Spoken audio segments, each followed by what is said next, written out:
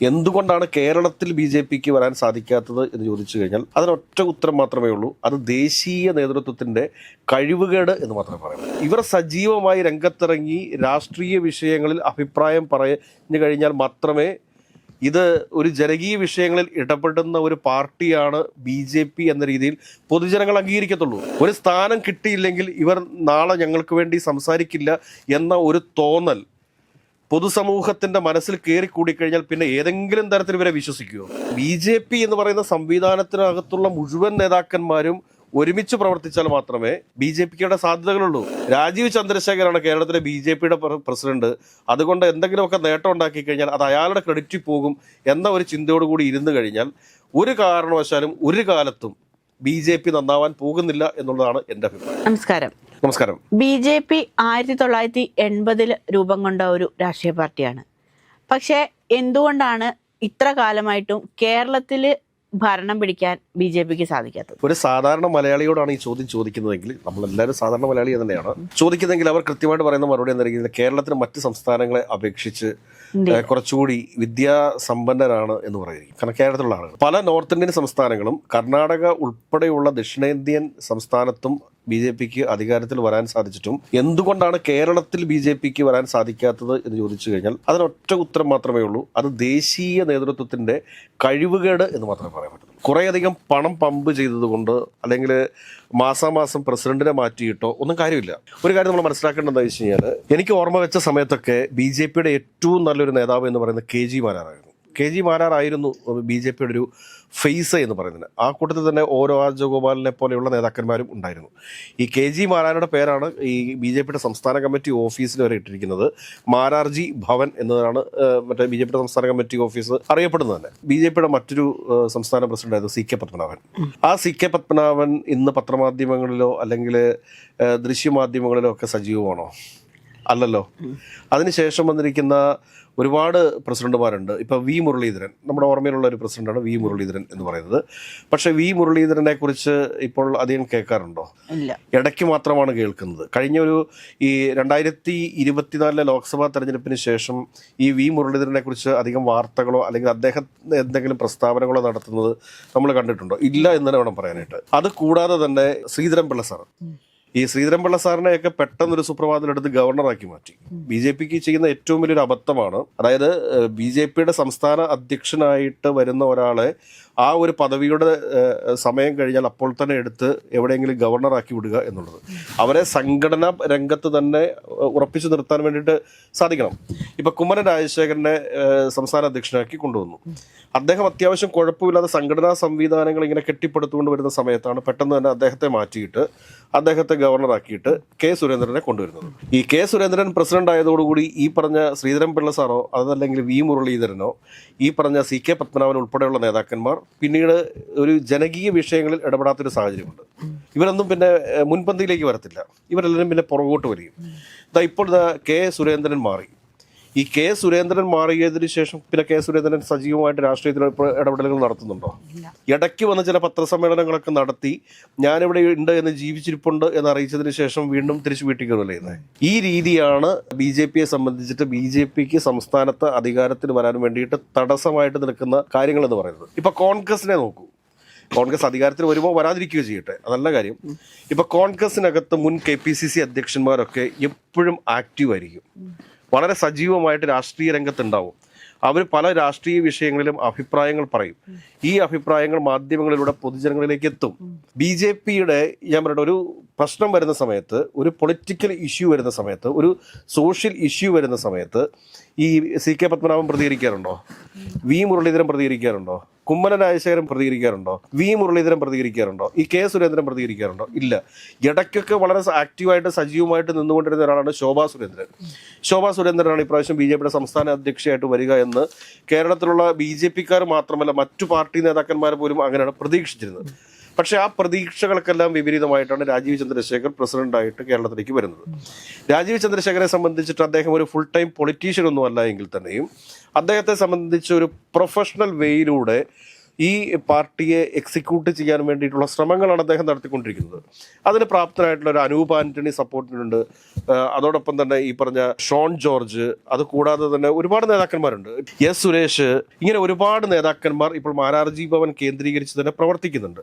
പക്ഷെ ഇവരവിടെ ഇരുന്ന് പ്രവർത്തിക്കുന്ന സമയത്തും BJPയുടെ പ്രധാനപ്പെട്ട ഫേസുകളായി ഈ സംസ്ഥാനത്ത് നിറഞ്ഞു നിന്നിരുന്ന ആളുകളുടെ നിശബ്ദത, ആ പദം തന്നെയാണ് ആ നിശബ്ദത BJPയെ ബാധിക്കും.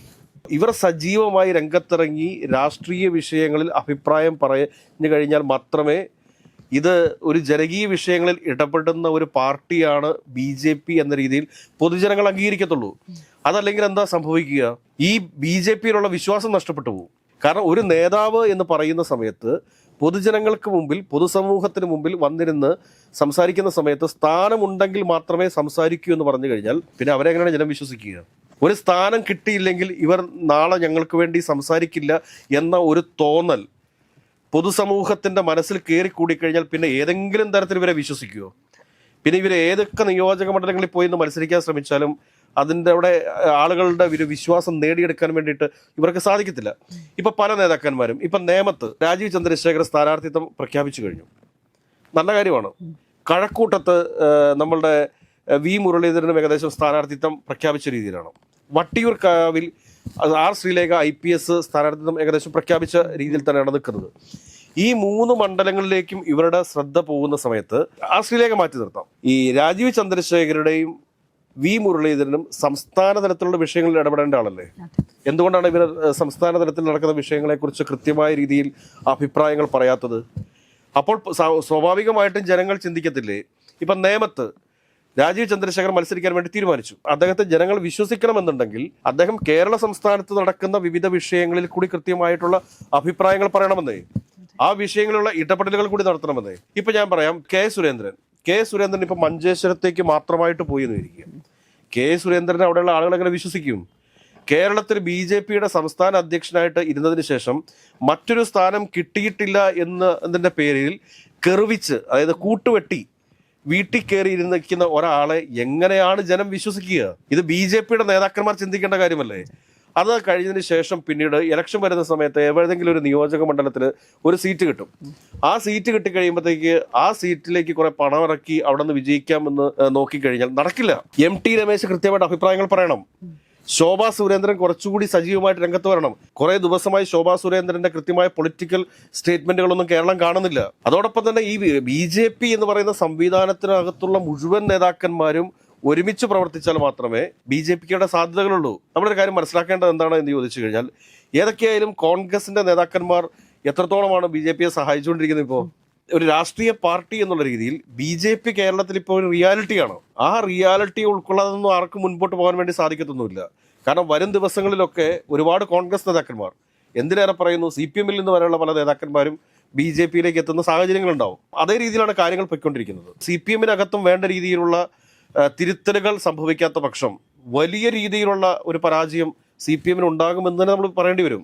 അതോടൊപ്പം തന്നെ കോൺഗ്രസിനെ സംബന്ധിച്ചിട്ട് കോൺഗ്രസ് ഈ ത്രിതല പഞ്ചായത്ത് തെരഞ്ഞെടുപ്പിന് ശേഷം ഇതേ രീതിയിലാണ് പെരുമാറുന്നതെങ്കിൽ ഇനി വരാൻ പോകുന്ന നിയമസഭാ തെരഞ്ഞെടുപ്പിന് ശേഷം എന്താണ് സംഭവിക്കുക എന്ന് സ്വാഭാവികമായിട്ടും ആര് ചിന്തിക്കും? സാധാരണക്കാരായിട്ടുള്ള വോട്ടർമാർ ആലോചിക്കും. അപ്പോൾ അവരെ സംബന്ധിച്ചിട്ട് അവർക്കൊരു തേർഡ് ഓപ്ഷനായിട്ട് വളരെ സജീവമായിട്ട് നിൽക്കുന്ന ഒരു ടീമിനെ കിട്ടിക്കഴിഞ്ഞാൽ അവരെ ടീമിനെ നൂറുമായിട്ട് വോട്ട് ചെയ്യും. മറ്റത്തൂര് VD സതീശനൊക്കെ എത്രത്തോളം ന്യായീകരിച്ചു എന്ന് പറഞ്ഞാലും മറ്റത്തൂര് നടന്നിട്ടുള്ളത് കേരളം കണ്ടിട്ടുള്ളതിൽ വെച്ചിട്ടുള്ള ഏറ്റവും വലിയ കാലുമാറ്റമാണ്. ത്രിപുരയിൽ കോൺഗ്രസ് ഒന്നാകെ BJPയിലേക്ക് ഒലിച്ചു പോയതിന് സമാനമായിട്ടുള്ള ഒരു സംഭവമാണ് മറ്റത്തൂരിൽ നടന്നിട്ടുള്ളത്. മറ്റത്തൂരിലെ പഞ്ചായത്ത് മെമ്പർമാർ വന്നിരുന്ന് CPMനെ പരാജയപ്പെടുത്താൻ വേണ്ടിയിട്ടാണ് ഞങ്ങൾ BJPയുടെ വോട്ട് സ്വീകരിച്ചത് എന്നൊക്കെ പറഞ്ഞ് ന്യായീകരിക്കാൻ വന്നാലും അതിനൊന്നും അംഗീകരിക്കാൻ പറ്റുന്നല്ല. അതല്ല സത്യം.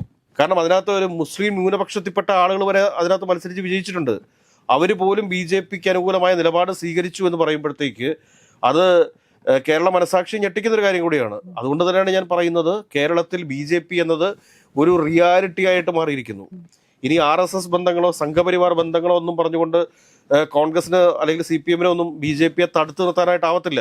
ഇന്നലെ ബാംഗ്ലൂരിൽ നടന്നിരിക്കുന്ന ബുൾഡോസർ രാജ് ഈ ബുൾഡോസർ രാജ എന്ന് പറയുന്നത് കോൺഗ്രസിന് ഒരു തരത്തിലും ന്യായീകരിക്കാൻ സാധിക്കത്തില്ല. അപ്പൊ അതുകൊണ്ട് തന്നെ BJPയെ സംബന്ധിച്ചിട്ട് BJP ചെയ്യേണ്ട കാര്യം എന്താണ് എന്ന് ചോദിച്ചു കഴിഞ്ഞാൽ അവരുടെ മുൻകാല പ്രസിഡന്റുമാരെ എല്ലാം സജീവമാക്കി രാഷ്ട്രീയത്തിലേക്ക് കൊണ്ടുവരാൻ വേണ്ടിയിട്ട് ഉള്ള പരിശ്രമങ്ങളാണ് നടത്തേണ്ടത്.